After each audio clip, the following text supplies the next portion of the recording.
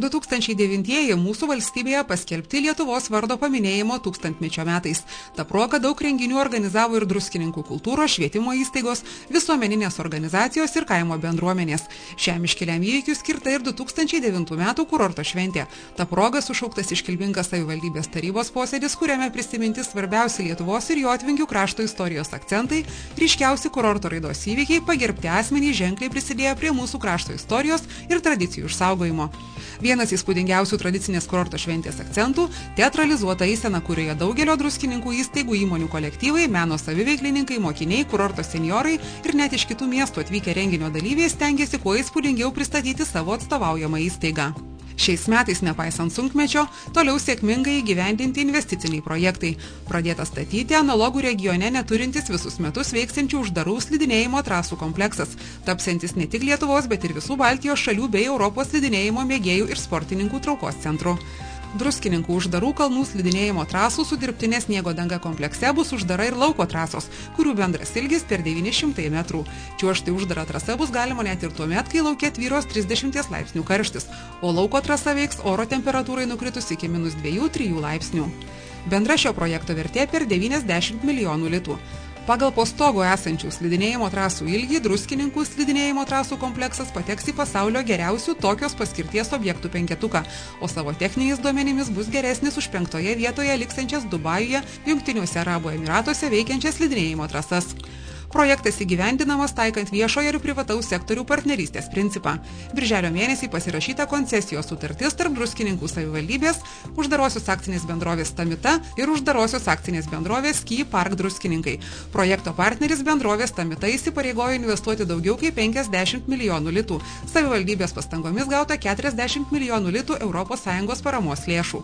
Projekto įgyvendintojai paskaičiavo, kad paslaugų naujumas ir kompleksiškumas per dieną pritrauktų apie 400, o per metus 150 tūkstančių lankytojų. Tęsiamos ir naujojo tilto per Nemuną parko tilto statybos. Šiemet pradėtos montuoti metalinės konstrukcijos. Šio tilto statyba tai dar viena savivaldybės iniciatyva vykdomas miestui naudingas projektas, skatinantis miesto plėtrą ir padėsiantis sureguliuoti transporto srautus bei išvengti transporto spūsčių Druskininkų mieste. Naujojo tilto per Nemuną techninis projektas buvo parengtas savivaldybei gavus finansavimą iš FARE programos, o statybos projektas yra finansuojamas Lietuvos automobilių kelių direkcijos prie Lietuvos Respublikos susisiekimo ministerijos. Šiais metais pradėti Druskininkų savivaldybės vietinės reikšmės kelių, gatvių ir šaligatvių rekonstravimo darbai, kurių vertė apie 45 milijonai litų. Nuo rugpjūčio mėnesio vyksta Čiurlionio gatvės atkarpos nuo susikirtimo su Liepų ir Mizarų gatvėmis iki sankryžos su Kudirkos gatve platinimas, rekonstrukcija ir modernizavimas. Taip pat tęsiami gatvių apšvietimo seniūnijų gyvenvietės įrengimo darbai.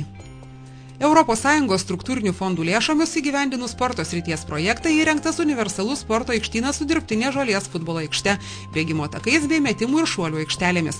Šiam stadionui buvo suteiktas FIFA 2 žvaigždučių standartas. Šiuo metu tai vienintelis Baltijos šalyse šiuos standartus atitinkantis sporto aikštynas. Oficialus šio aikštyno atidarimas buvo suorganizuotas spalio mėnesį.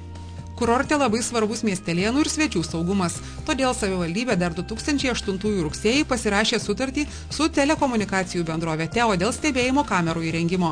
5 metų paslaugų teikimo sutarties vertė yra daugiau nei 1,5 milijono litų. Kurorte įrengtos 27 vaizdo kameros stebinčios įvažiavimus į miestą, didžiąsias sankryžas, aikštes bei svarbiausius Druskininkų objektus – gydyklas, vandens parką, Nemuno pakrantę ir padedančios kurorte užtikrinti viešąjį saugumą. Liepos mėnesį Druskininkų savivaldybė pasirašė sutartį dėl Europos ekonominės erdvės finansinio mechanizmo finansuojamo projekto Visuotinis sporto virusas Druskininkuose įgyvendinimo. Projekto tikslas sukurti kokybišką sportinę aplinką Druskininkų mokyklų moksleiviams. Užbaigus numatytus darbus prie Saulės pagrindinės ir Atgimimo vidurinės mokyklų bus įrengtos 3 universalios aikštelės su dirbtinė danga, skirto žaisti futbolą, rankinį, tinklinį, krepšinį, tenisą ir badmintoną. O prie Ryto gimnazijos universali aikštelė su dirbtinė žolės danga skirta žaisti futbolą, rankinį ir tinklinį, bei daugiafunkcinė futbolo ir tinklinio aikštelė su smėlio danga. Taip pat bus modernizuoti bėgimo takai ir įrengtos šuoliaduobės prie Atgimimo vidurinės mokyklos bei Ryto gimnazijos. Pagal sanglaudos skatinimo veiksmų programos priemonę viešosios paskirties pastatų renovavimas regioniniu lygiu buvo skirta lėšų Atgimimo vidurinės mokyklos renovacijai. Mokykloje pakeisti langai, lauko durys, bus apšiltintas sporto salės stogas ir fasadai, naujai įrengta sporto salės šildymo sistema ir atlikti kiti darbai. Bendra projekto vertė beveik 2,5 milijono litų. Į naujas patalpas šiemet persikėlė ir greitosios medicinos pagalbos skyrius. Naujojo pastato įrengimas kainavo daugiau nei 1 760 000 litų. Naujose 600 kvadratinių metrų greitosios medicinos pagalbos skyriaus patalpose įrengta dispečerinė, poilsio kambariai medicinos personalui ir vairuotojams, valgomasis, procedūrinis bei administracinis kabinetai, sanitariniai mazgai ir dušai, įrengtos neštuvų bei inventoriaus plovimo patalpos. Pastate taip pat įrengti ir medicininiam transportui skirti garažai.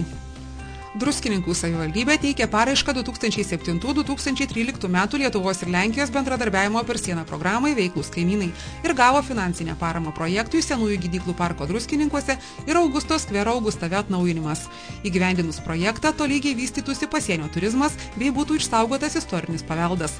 Bendra projekto vertė daugiau nei 9,5 milijono litų. Iš jų beveik 7 milijonai litų atiteks Senųjų gydyklų parko Druskininkuose atnaujinimui. Mūsų savivaldybės indėlis daugiau nei 1 milijonas litų. Planuojama Senųjų gydyklų parke įrengti pėsčiųjų takus, atnaujinti vejas, pasodinti naujus želdinius, sutvirtinti Nemuno krantinės šlaitus, rekonstruoti grožio šaltinį, įrengti centrinį fontaną, gėlynus bei daug kitų gerų dalykų.